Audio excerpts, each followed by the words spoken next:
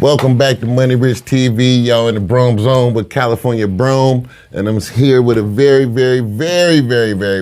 special guest.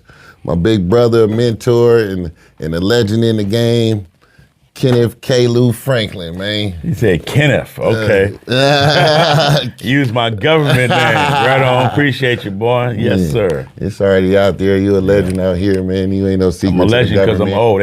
Legends are usually old guys, so. Yeah, you gotta. Because I've been in the game for a minute, so I can be old. I'm happy. Yeah, no doubt. I'm happy, still in good shape, you know. Yeah, and you're a legend for your accomplishments too. You know, Absolutely. You just can't just be no legend because you've been around. You know that you've been around. A legend mean you was in the game, right? You was at the top of your game. You know what I'm saying? No doubt. Bill Cartwright ain't a legend, but we respect him for playing. Definitely. Michael Jordan is a legend because what he achieved. Exactly. Yes, okay, I'll be a legend. And you got all these plaques around here, man. You're a legend, man. I definitely put in some work, man. Definitely. Yeah, no doubt. We finna get into it. We want to talk about some of that work you put in too. Okay, sure. Over here. So, let's start from the beginning. All right. Where were you born? Where were you raised at? I was born in Port Allen, Louisiana, Baton Rouge, outside of Baton Rouge, a little town.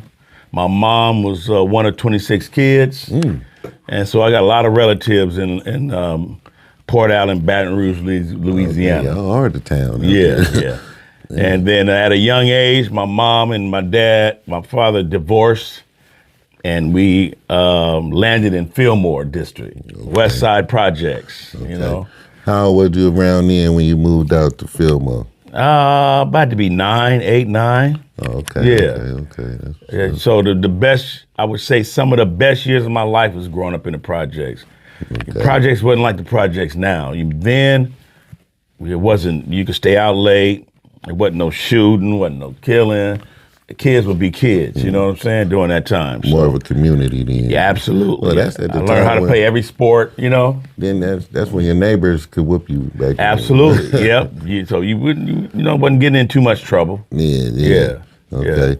So what were you doing back then? You was playing sports? I was into sports, you know. Chasing a girl? I wasn't chasing no girls yet. Wasn't doing that. It was all about sports, man. And we would watch football games on TV or basketball games, then we'd go outside and try to duplicate what we saw. Okay. You know, like I said, played every sport, baseball, football, and basketball in the projects. Yeah. Okay. That's how I honed my tools, you know. Yeah, okay, yes, sir. Okay. So when y'all moved out here, your father didn't come out here with y'all? Nah, my mother ran from him, and she never looked back, and I never really saw him too much. I didn't really know too much about him.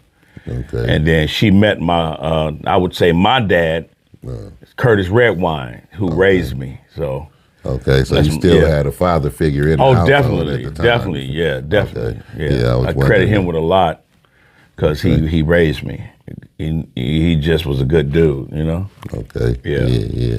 You know, it's they still make them like that though. You know, back in the day, it seemed like it was more common for a guy to come in and a woman already have 2 or 3 kids, and still just it was 3 of us. It was 3 of us. But he treated us good. He never really. I remember one time I did something wrong, and my mom said, "Hold him," and he said, "Man, I'm sorry, man. I gotta hold you." And then my mom would whoop me, man. So. Did he have any kids of his own? No, not until he met my mom. He had my younger brother. Okay. We call him Squirt. His name is Curtis. Okay. Squirt. Squirt's dad. Okay. All right. He never treated us anything different than his own, you know. Yeah. So we were all his kids. So. Okay. Yeah. That's big. That's big. Yeah. Okay. So you playing sports in high school and this, that, or whatever. Did you have any game? Were you on the bench? Would you ride? Oh, never on the bench. Okay. You can look at me. I'm in the newspaper. I was a quarterback at Richmond High School. I started as quarterback. And basketball, I was MVP in basketball. Yeah, I got the MVP plaque at the house. Okay. So I was a pretty good shooter, you know. Okay. And definitely, yeah. I didn't play baseball in high school, so it was mainly football and basketball. Okay. And then I left football alone because our line was no good, and I just continued on basketball. Okay. Any scholarship offers? No, I blew my knee out a summer. Didn't get no scholarship offers at all. You know, one of my biggest regrets is not really putting all the efforts into learning that craft to go further, you know? Yeah. You was the MVP. I had a high school career. I thought I was a hard-headed. I thought I had it, you know? And it just didn't work out. I didn't put the work in that I needed to. Okay. And then during the summertime, I blew my knee out, you know? And that's how my music career started. Okay. Because I was going to Kaiser down on Cutting to rehab for my knee, and I was early to my appointment, and I was just walking down, not San Pablo Avenue, I forgot what it was, close to the Kaiser building, and I went to a pawn shop, and I saw a bass hanging up in the window. Something drew me to it, man. I got that bass, put it on layaway, paid $5 a week, till I paid. Back then you could do that, you know? Yeah. Layaway. Got the bass. I taught myself how to play the bass. That's the start of my music career right there. Taught yourself how to play the bass. I'm self-taught. Everything I do, I'm self-taught. I didn't never take lessons for music, engineering, producing. Well, you never took no. Never took a lesson, bro. I'm sure you had a couple mentors along the way, some people that kind of help you, or you just I didn't know. I didn't have no. Completely self-taught. Completely self-taught. Wow, that's big. I used to have this TAC tape deck. It was a dual tape deck. You record on one side, play on the other side. And you keep doing it. The generation would get dirtier and dirtier. You couldn't hear it. But that's how I learned. I used to listen to Earth, Wind and Fire and I had this little Casio keyboard, and I tried to play what I heard. Yeah. From horn lines to keyboard. That's how I learned music, you know? Big. Big, you know? I'll be trying to play a little bit. It's a couple. Oh, you get down. You got some songs. Know, I heard your stuff. I need some more chord structure, though, if you ask me. But man, that's big. So that's why I can commend you. You know, because I've tried to learn the keyboard. You know, I could create some cool drums, but to play the guitar, the keyboard, man. My bass is my main instrument. Nobody can mess with me on bass. Yeah. Keyboards, you know, I'm okay. I play good enough to do what I need to do. So. Okay. And everything else, guitar, I play all that stuff, man. So after you got your guitar, my bass first. Your bass. Yeah. What was the next step after that? You start. When I got my bass, I taught myself how to play bass. Then the next thing I wanted to do, okay, now it's time to join a band. Okay. Right? Because that's what I was doing it for. I wanted to be in the band, you know? So I was going to auditions, and this is when you go to a club now, you got DJs. Back then, you didn't have DJs. You had bands. Okay. And especially on Hagenberg, by the airport, it was all these, like Lucky Lions and all these clubs. And I auditioned for a few bands, didn't make it, kept trying. Then finally, I said, you know what, if I can't, because I know this one band that was really good, I forgot the name of the group, but they needed a bass player. And I happened to be better than the other guy that was auditioning, but the other guy that was auditioning was the brother of the drummer. So they took him, and knowing I was better, so that's when I decided to start my own band. Can't get kicked out of your own band, so I started my own band, and the group was called Kajamin. Okay. And we put a lot of work in, me and my partner, Tim McClure, and we was almost like a Brothers Johnson, because it was just me and him. And then we had people behind us. He played bass also? No, he's a guitar player. Okay, yeah. Okay. But we toured, at the time, local tours, like different clubs. Ricky Alexander on sax. He's a well-known sax player now. He played with the Tonys. Okay. And my brother was singing. But Kajamin was my first claim to fame. Okay. Yes, sir. Kajamin, yo. Kajam, I know it sound corny, but hey, man, we played in front of governors. We had a big record in the Bay called "It Ain't Over Till It's Over." You go to YouTube, you can still find it. Oh, okay, I'm gonna look it up. Yeah, the little money I made from that is when I reinvested in my studio. You know, started small. You know what I mean, and went on from there.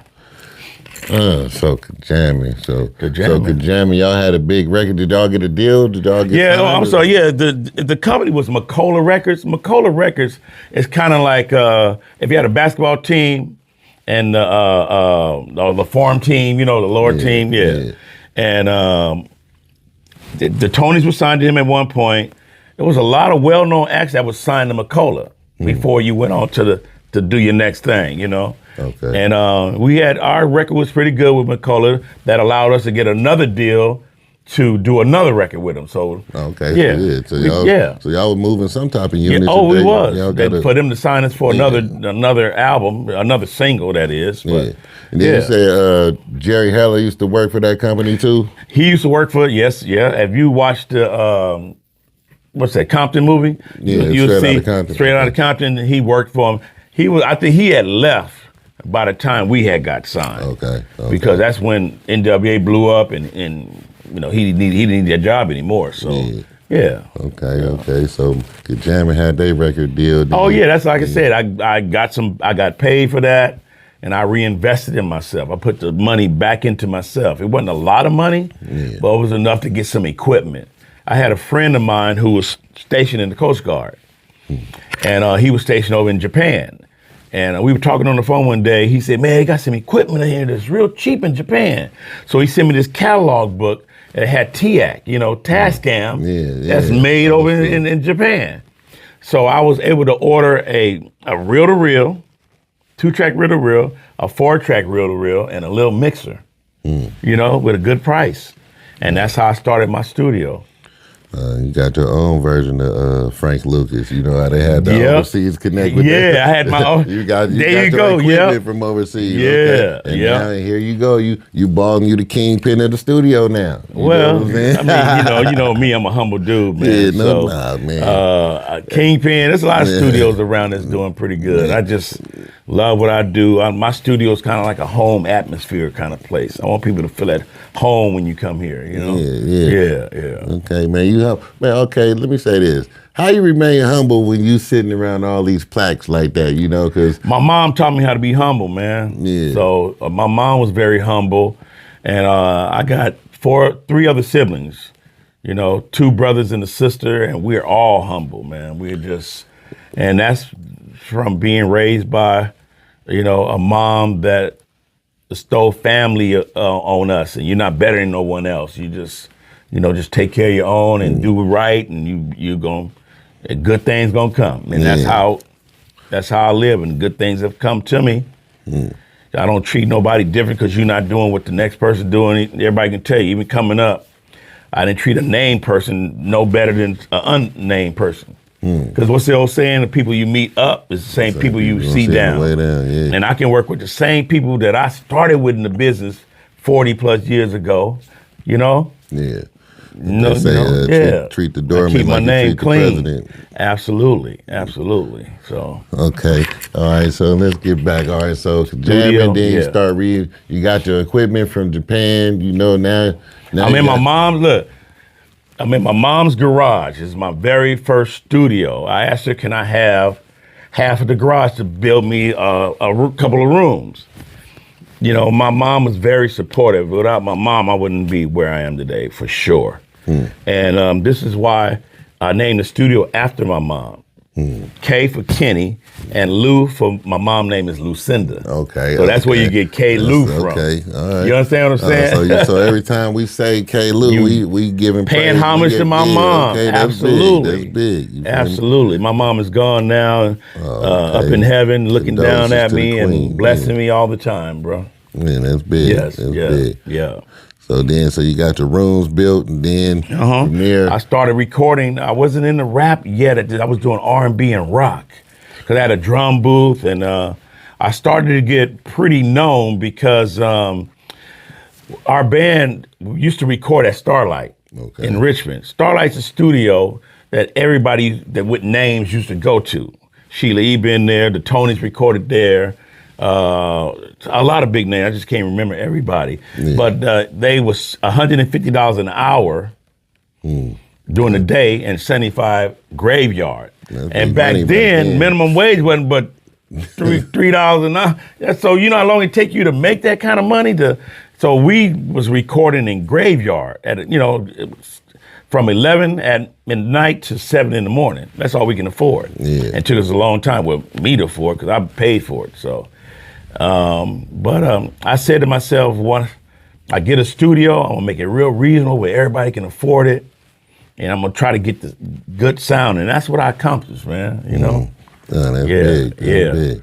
Yeah, I got so big that studio shut down because everybody started coming to me.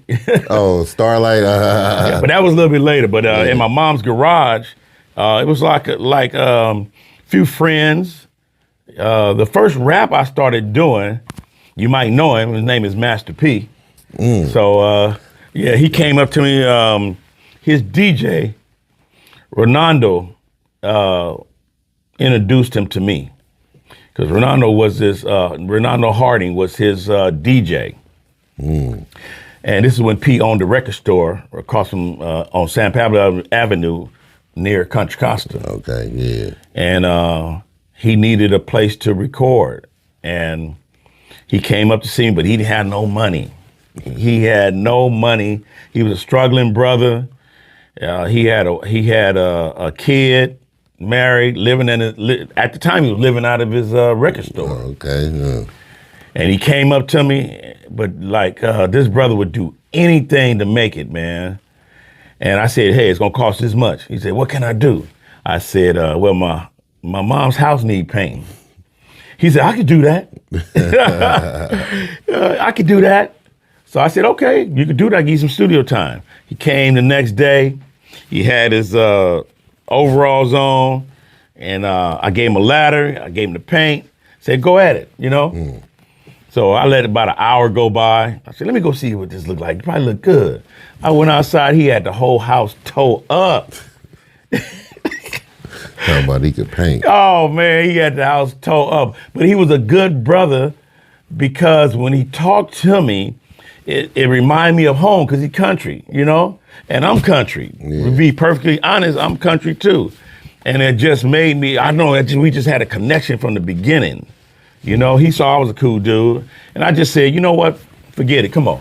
I got you. Let's go. I'll give you some time. See, that's how our relationship started. That's how you do too. See, that's K-Lou being a good dude, even way back then. Yeah. Most people would have came out and been like, man, what you doing in my house, man? Yeah. You better, you know what I'm saying? Yeah, I didn't do that. Nah, he was a good dude. Look what it turned into. Yep. You know, if you absolutely, you could have, you had within your right though to come out and flash on him and be like, man, what you doing in my house, bro? Right. You know what I'm saying? But you was like, all right, you seen a whole different perspective of what he was trying to do. I saw he was trying to, was trying to, anybody that can just do what it take, I don't care what, that's what's wrong with a lot of young artists today, or just, they wouldn't do what it take. You know, they don't put in the time or the work to get there. You know what I mean? Yeah. And this is why he had so much success, because he put in the time, he would do anything. Anybody who knows him would tell you that. I'm not gonna be the first one to tell you that, or the last person. That's just how he was, you know. That's big. And he was the first rap act that you ever. Yeah, recorded. We did. The Mind of a Psychopath was the first record we did, and you know, he just decided he wanted to be an artist one day. He wasn't a rapper. He didn't really come from that. He was into sports too. Yeah, he went to college in down south, so. Oh yeah, that's man. Right. You know, he played for the Raptors. Yeah, but he had a great business mind, man. The mind was ahead of everything. How was that for rolling 7 on your first roll? Oh my God! The first rap act you recorded was Master P. Yeah, the first rappers I was doing R&B. You know, I was playing music. You know, I'm a musician. Yeah, I play my stuff. I don't do no samples. I ain't got against nobody who sampled, but I play everything. Yeah. But he was the first one, and then look how it turned out, man. But it's a whole bunch of stories that goes along with all that, though. Yeah. That's just the beginning. So how y'all go from recording that first song to recording, what was it, Ice Cream Man? That was the first Black? That was the first plaque. We record many records in between that. Yeah. But before that, you know, I recorded a lot of different people, you know. JT, the Bigger Figure, who's I consider a good friend of mine. That's a good dude that I have nothing but respect for.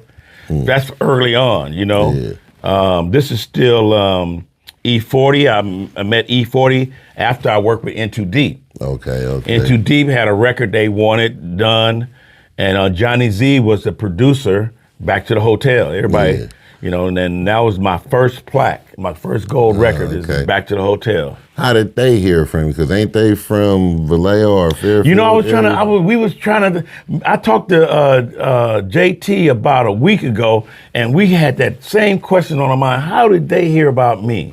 We don't know. We don't know. We know how E40 heard about me. JT them told them. Okay. But we don't know how they heard about it. Somebody had to say something, because like you said, they were in Vallejo. Yeah, you know? Yeah. But it was cool, man. Okay. Working with them. But that was when I left my mom's house, because I had too many people coming over, you know, and my mom just got tired of all these people coming to her house. We had a limousine service at the time too. Yeah. And I remember one day she would go outside, she'd see who's leaning on her car, because it was, you know, it's a 2-car garage, her car. And she would see Pete leaning on, she said, Percy, get off my car.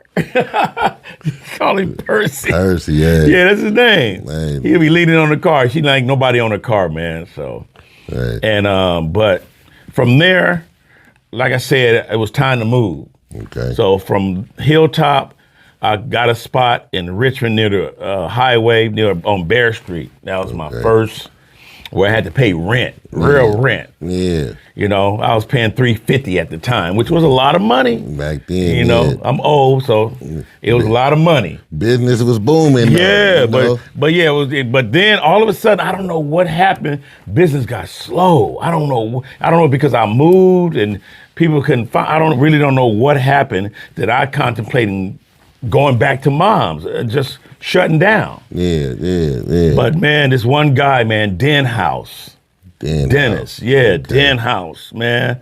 Yeah, he passed, man. I was sad when he passed, but I went to his funeral because I wanted to pay respect. Because this dude came to me when all hope was lost at my studio, and he wanted me to produce this artist, Eddie K. And I did his album, and from him paying me for that, made me say, I can do this. So that gave me the strength, the power, and the push to just keep going, man. And I got my hustle on after that. And that's funny. I owe Den House a lot. Okay, Den House. Man, big shout to Den House, man. Rest in peace. Yes, sir. I think he's a friend to somebody who I consider to be a brother to me. He mentioned Den House to me before back in the day. I think that's when I told him I was coming to K-Lou's studio.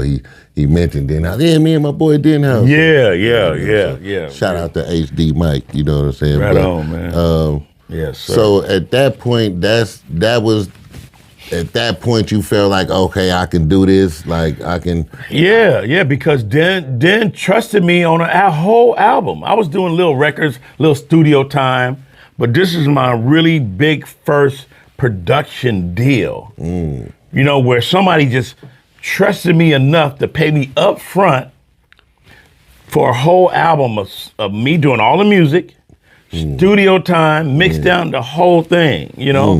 That was the first time, man, and we made a killer album, man. Is that right? Yeah, okay, yeah. Eddie K, Serious. Serious, okay. And that's out there on YouTube right now? Yep, you can find that out. The single is, yeah, y'all go check that out. Shout out to Eddie K, too. Yeah, you know, yes, sir. Put some more line my man pockets, man, you know, with that royalties. And then from there, like I said, then I met into Deeb. Okay. You know, of course, P came along there also. Okay. And that's when 40 came. I call him Skinny 40 at the time because he was thin back then. You know, we all was, you know. But 40, I remember when 40 came to my studio and he said, yeah, man, I heard a lot about you. I want to get some studio time. And I wasn't really cocky, but I was recording a lot of people. I said, let me hear you rap. Let me hear you. And he started rapping, and I'm trying to catch the beat because he was doing something different. I said, I'm trying to, what the hell? You know? But it was different. Yeah. And then I said, damn, that's kind of different, man. I like that. Yeah, I'll record you. I'm going to try that. And he came to my studio, but he had his own producer, Studio Tone. Okay. Studio Tone is still today one of my top 5 producers of all time. Okay. Tone was ahead of his time, bro. How he played, how he did everything. Yeah, Tone is still one of my favorites, man. Studio Tone. Studio Shout out to Tone. Studio Tone. Yes, Mr. Mob himself, Studio Tone. So, yeah. So all the early stuff that he did, all that music. Would you consider him the godfather of the mob music? I seen it was a little debate about that before. Well, you asking me? Yeah. I would say yes. Okay. I know Too Short had his thing. He was doing his thing. Yeah. But I saw Studio Tone in action firsthand. Yeah. You know, I seen this style. That's the first time I was introduced to that style of music. I didn't really know Too Short at the time. You know, I know he was working with my boy Al Eaton in Richmond up there. You know, but Studio Tone introduced all the early E40 stuff in the click. Okay. You know what I'm saying? And his stuff, like I said, he was ahead of his time, man. So because from Studio Tone, underneath Studio Tone was Mike Mosley. Okay. So Mike had the same style as Studio Tone. Yeah. You know what I mean? Okay. And then on the mic was Rick Rock. Okay. So just like you got Timbaland, underneath him was the Neptunes. Yeah. And from there, you know, so we all learned under somebody, you know. Man, that's true. But everybody came out doing their own thing, and some were superior doing it. Studio Tone was the godfather to me.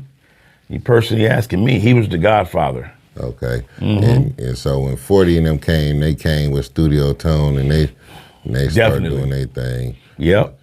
What other 40 was a genius too, man, with the style he had, to want to be different, to do his own music, his own style of music. Yeah. And the brother was pretty smart too, man. You know, he knew what he wanted. You know, he come up with a lot of ideas himself, and you know, he led Sick With It to what they are. What they are, yeah, that's real. They definitely a Bay Area. Sold a lot of records independently, and went on to sign with Jive, and you know, it's history from there. Blew up, became the ambassador of the Bay. Definitely, yes. Was the whole clique coming through to the studio, or was it just 40 at that time? It was E40 and the Click. The first time they worked on Left Side, EP. No, it was the whole album. Okay. We did the album at my studio. That must have been. I can't remember a lot of the stuff back then. It was Sick With It first album. Yeah, Sick. Was it Sick With It? Was that the Click first album? Sick With It? No, it was called something else. Yeah, it's called something else. We got to look it up. Put it on the screen right now. What was the name of that album? I can't remember, man. We're going to figure it out. We're going to have it for y'all. I know. Yeah, they was all standing on about near the car. Yeah. It had all the songs. It was dope. Yeah.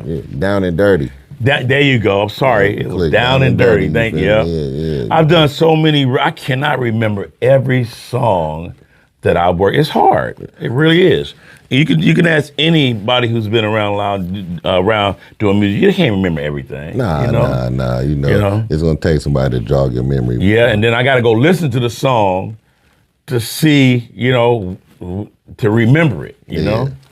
And just funny, I was just tripping off how many people that you touched on their way up. You know, no homo, you know, for the people. No doubt. That, but, a lot of, you know, there's a lot of great independent artists that I work with who didn't get a chance to get that achievement, but they were just as good, man. Just as good, you know. But like I said, I touched a lot of people, man. A whole lot. I know, like for instance, like you say, In Too Deep, Back Dre, you know, JT. You know, how many? Okay, let's just go through all the notable names out here that came out of the Bay. The names that we know, not the unsung heroes, but the people that we kind of familiar with. Out of all of the people that came out the Bay that we pretty much familiar with, how many you think you haven't worked with? Oh, I haven't worked. It's a lot I haven't worked with. It's a whole lot. Too Short. Okay. Tupac. Okay. I remember a long time ago, this was around the same time I started getting known. This guy called me for studio time. I didn't have no studio time, you know? I was just booked up. Yeah. He needed to get in right away. It was Tupac. You know what I mean? Man, that's big. It was Tupac. I think it was 92, 93. Run DMC came to my studio. Oh, okay. They came in from New York. Okay. Corey Robbins, the owner of Profile, he since working with In Too Deep, and he liked what we achieved with this record, he decided to send. He tried to save the career because they was on the downside, Run DMC. Yeah. So he flew him out here to work with In Too Deep. You know, they were cool. You know. They didn't. Whatever happened? Whatever became of that? They didn't like the music or whatever. No, I think they did it for Corey Robbins. You know, he paid him to come out here. You know, they probably figured, what the hell we doing out here with these dudes? You know what I'm saying? Yeah. Corey was just trying to spark him to do something different. I don't know what he tried to do, but let me tell you something, man. When I recorded them and set the mic up, and it was just like they both Joe and Daryl went in the studio in the vocal booth, and they sounded like one person. That's how good they sounded like one. They were together on the mic. They wasn't stepping on each other's toes. It was like, damn. That's crazy. They was so dope, man. That's crazy. And Jay, Jam SJ, God rest his soul, he didn't want to be there. Is that right? Oh no, he had an attitude, and he wasn't easy to get along with, and he was the only one that we all didn't really get. He just didn't want to be there. Yeah, he wasn't feeling the vibe. Nah, he wasn't feeling the vibe, but nothing really came out of it. They tried. Was y'all doing it? Was it West Coast production? Was Jay out here making tracks and stuff too, or was that just more y'all? Or did it was more Johnny Z was producing. He worked on, but it wasn't like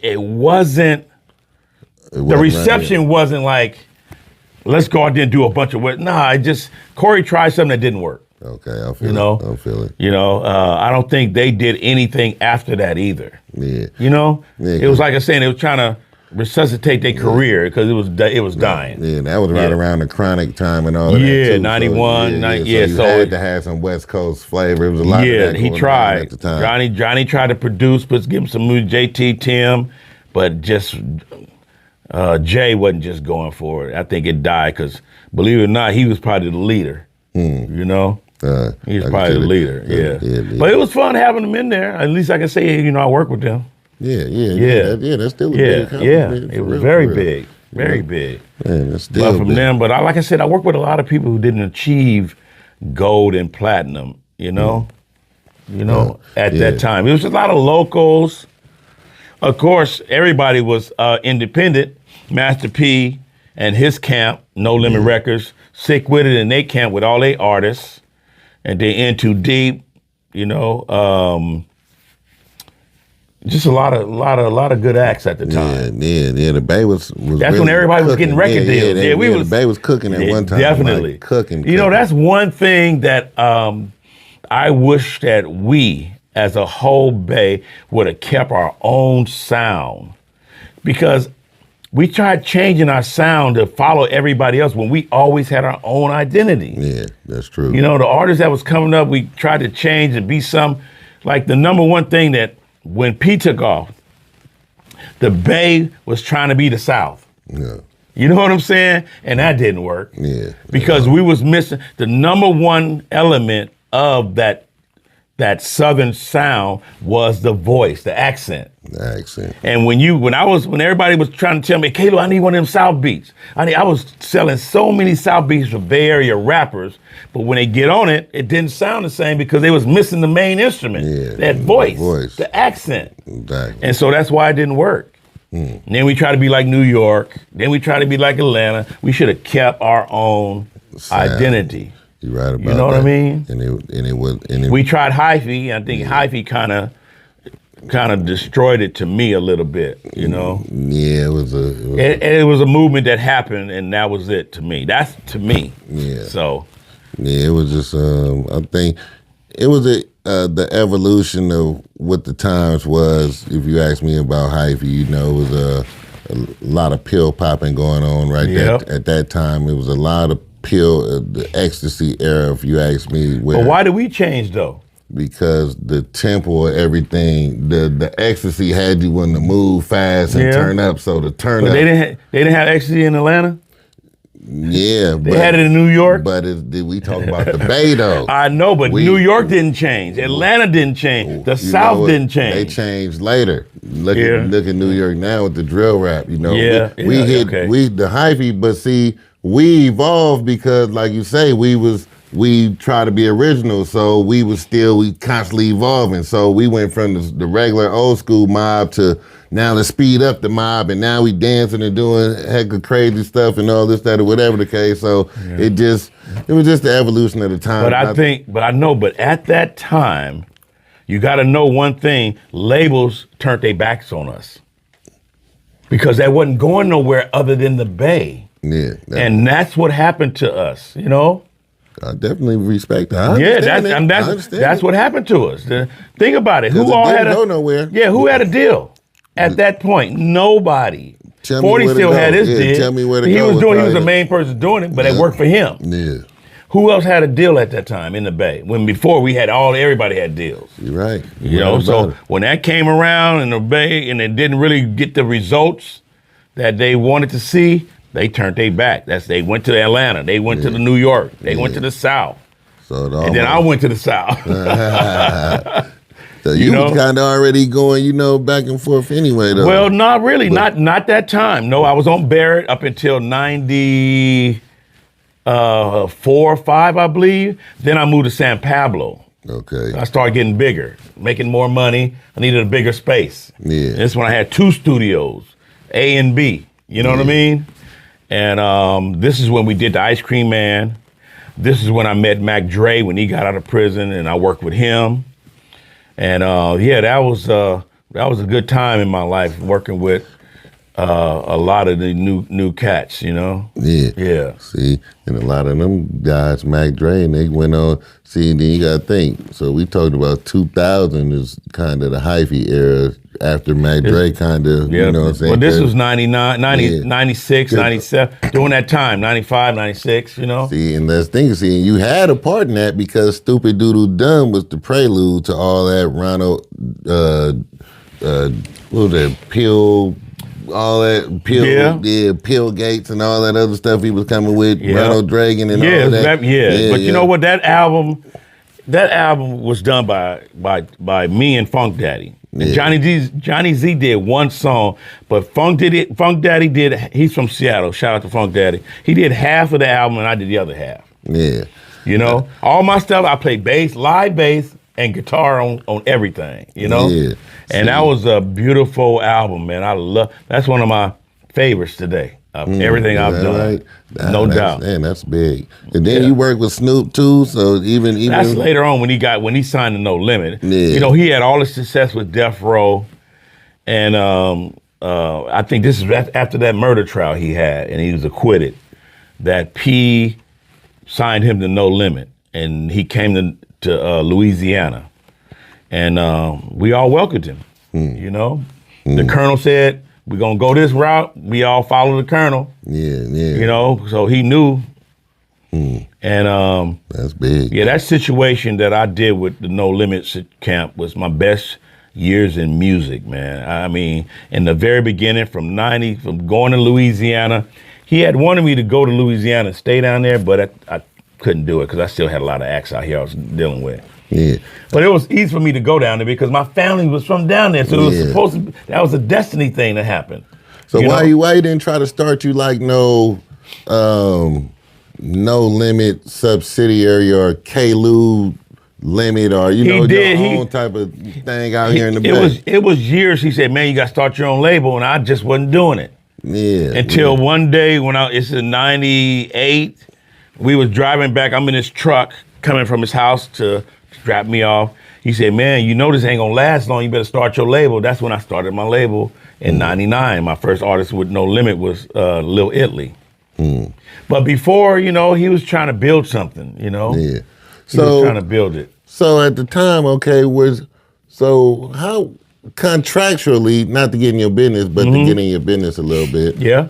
Contractually, were you signed to No Limit, or you were just kind of like I was the only one that was a floating whatever I wanted. So you was like, he treated me like that. You know what I mean? Yeah, I was treated a little bit different than all the other guys. The other guys had to sign something. Yeah. I didn't never sign anything. Cause you was there you didn't flash out when he was when he messed your paint up on the house. No, exactly. See, all of that carried you 15, 20 years later. Absolutely. P is a good good dude, man. He's always, no one can say nothing bad about P to me. I don't care, you know. That's just the way I see it, man. This dude is a good dude, treated me fairly. You know, when I was going down to Louisiana doing these tracks, I might, at each time, lay down 10 tracks. He'd buy every one of them. You know, I was getting paid good money. He'd buy every one of them. He wouldn't say, I only need 2. Whatever I laid, he paid me for. Straight up. Good money, you know? Man, that's big. And I remember one time he had a record that he was doing, and he had West Side Connection, Cube, Mac 10, Dub C. He had me come to L.A., and I worked with him on the track. I produced the record, and he was paying me. You know, at the time he's writing checks. So he wrote me a check for my regular fee. Here you go. I said, all right, man, I'll holler at you. He said, hold up. And I seen him writing another check. I'm looking like, what the hell? And here you go. I said, what's this for? He said, you being you. It was $25,000. Man. That was a tip. Yeah. You know, that's what he gave me, at the time.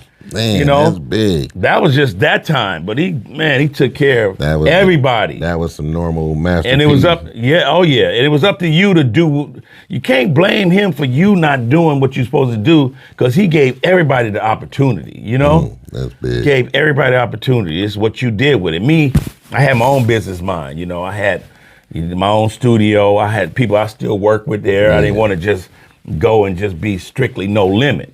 You know, I didn't want to leave everybody else, you know. And he allowed me to do that. He allowed me to still come down there and work with the camp, the Snoop Dogs, the everybody there, you know, the C Murders, you know. Kept you as part of the family, even though no doubt you wasn't on the paperwork, you was still part of the family.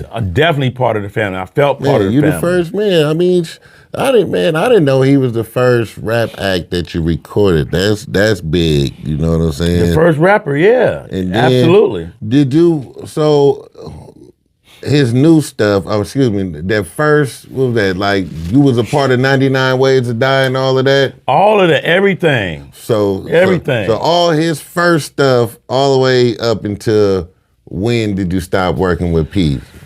This is when I started my own label. This had to be 2001.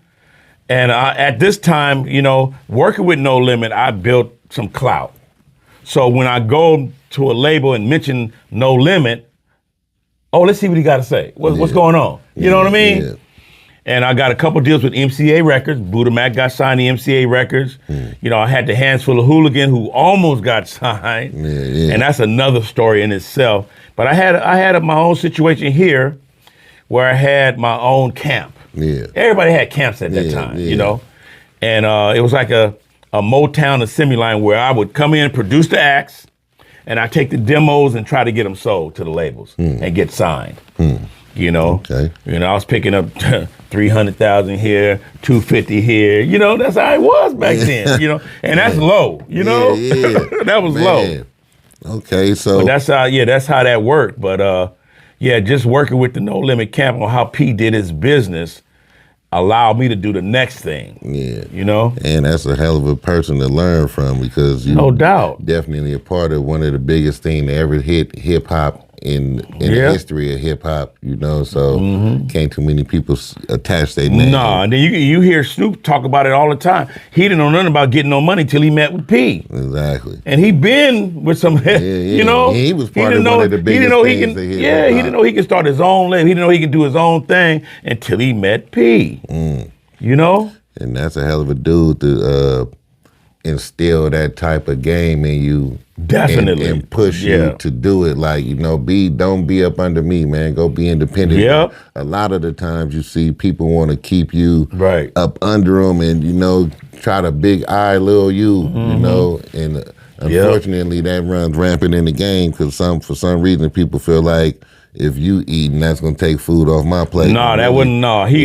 P thing was this, he was looking for you to make it more than him to make it. Yeah. But he made it where he made the avenue for everybody to join. You just have to put the work in. And I remember, like, one thing about, at one point, it's so funny, that P had what you call it, a clock to punch in. Like employees do. If you want to get paid your weekly, you got to go to work. If you wasn't coming, And the time you wouldn't put no time, you wouldn't get no money. Because he was giving people stipends, like, weekly or whatever.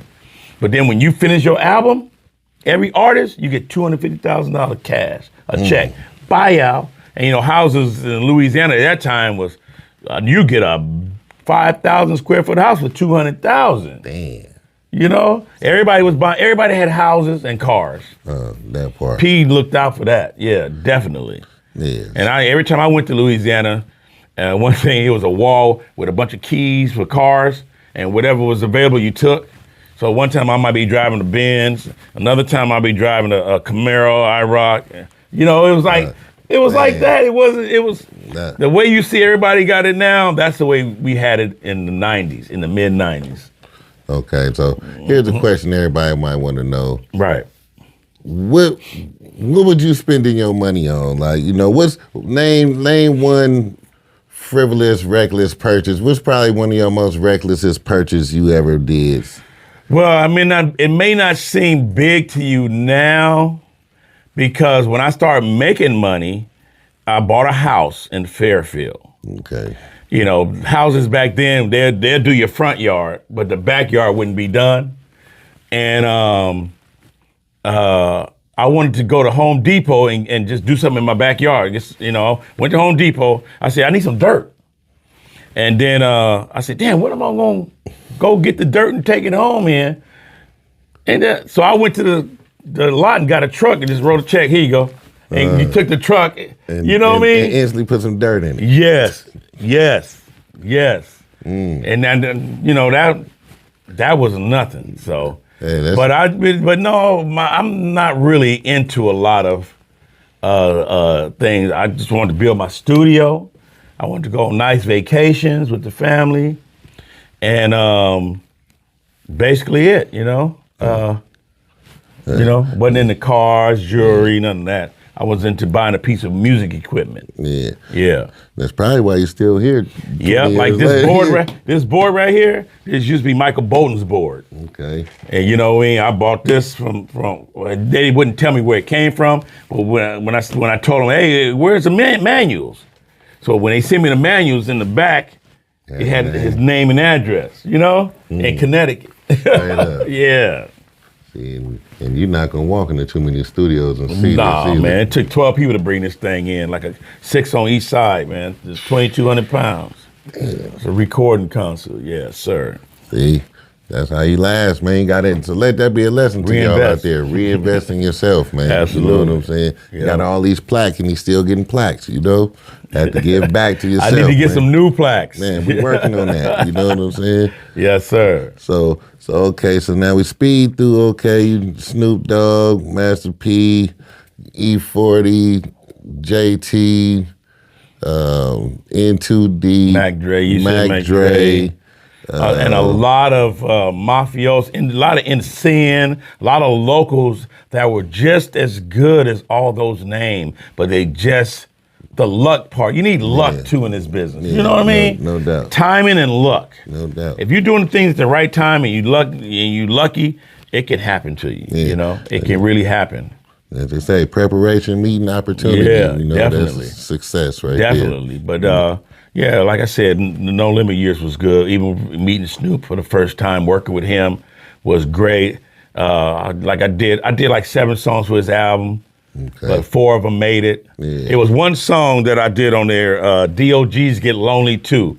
I replayed the Prince version of Gigolos Get Lonely Too. Okay. Well, Prince wrote it for the time. For the time, yeah. And we put that record out, No Limit put it out, No Limit Priority put that record out. Prince heard it and said, not here.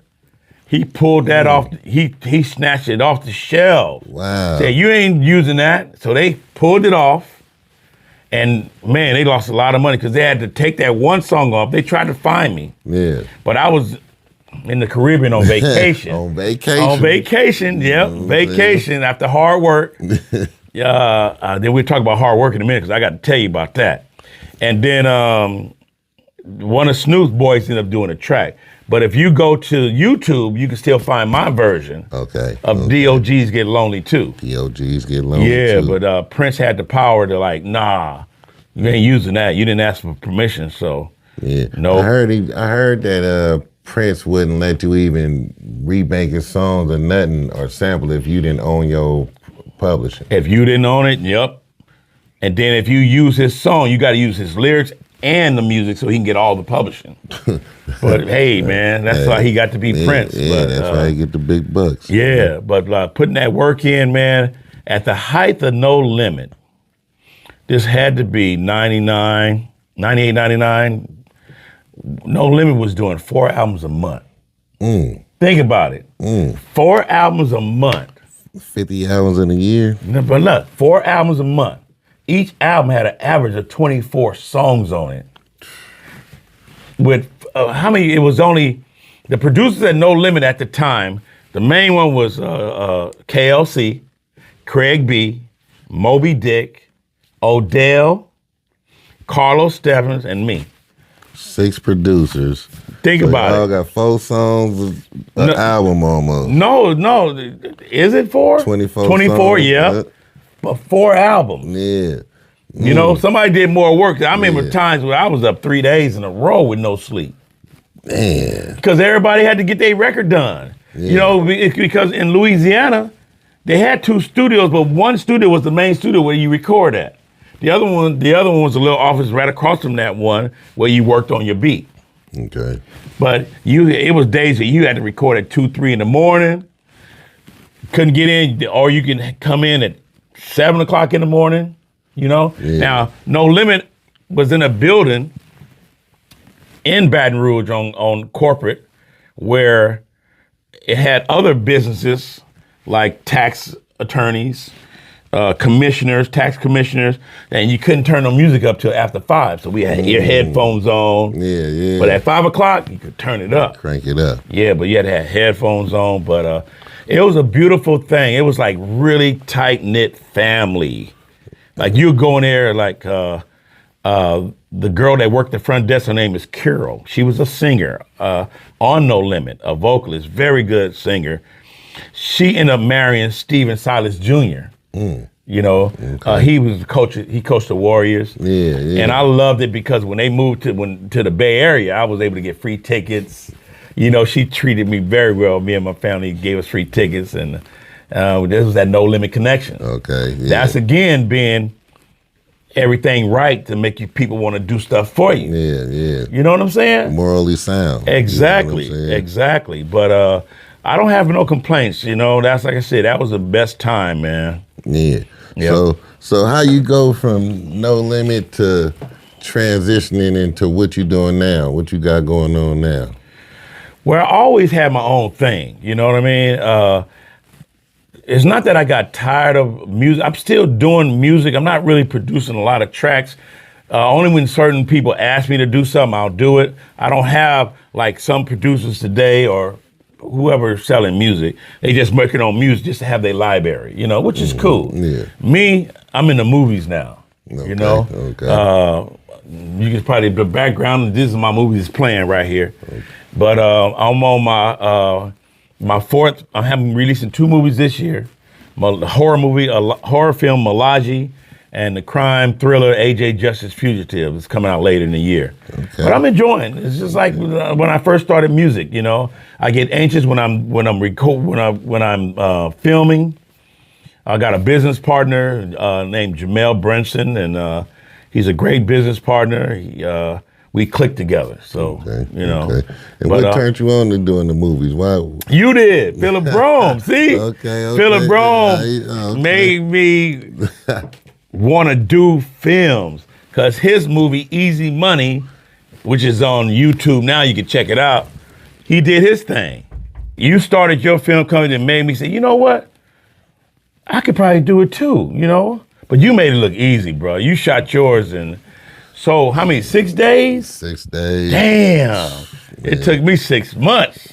You shot yours, so I can't do that yet, you know? Man. I can't do that yet. But you still got it now. You got 4 and 4. Yep, see, I passed you. Yeah, exactly. See, so, hey, I'm playing catch up. Yeah, you working on your second one. Second one. Yeah, I'm on number 4, about to shoot number 5 in a minute. Yeah, see, so they're moving along. Yes, sir. Along. So what's the name of your next movie coming out so they know? I got a horror film. Well, they could catch my 2 movies that's out now on Tubi, Amazon Prime, Comcast. The first one is Deep in It. That was my first release in 22. And then Faded, released that in 24. Okay, but the new film I have is a horror film. It's going to be dope. It's called Molaji. Yes, this is about an African witch whose spirit is in this doll and gets released. And then it goes from there. And then AJ Justice Fugitive is coming out later in the year. And that's about a young African-American lawyer who's been accused of killing her husband, but she's being set up by this powerful congressman because she has something that they want, but she don't know she got it. It's information that could put them all in jail.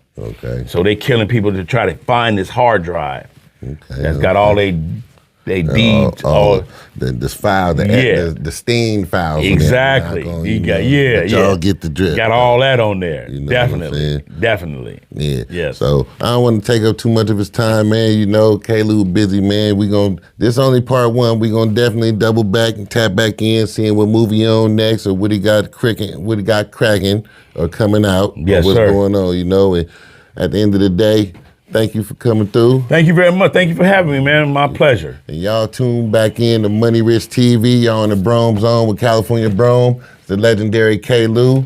Man, peace.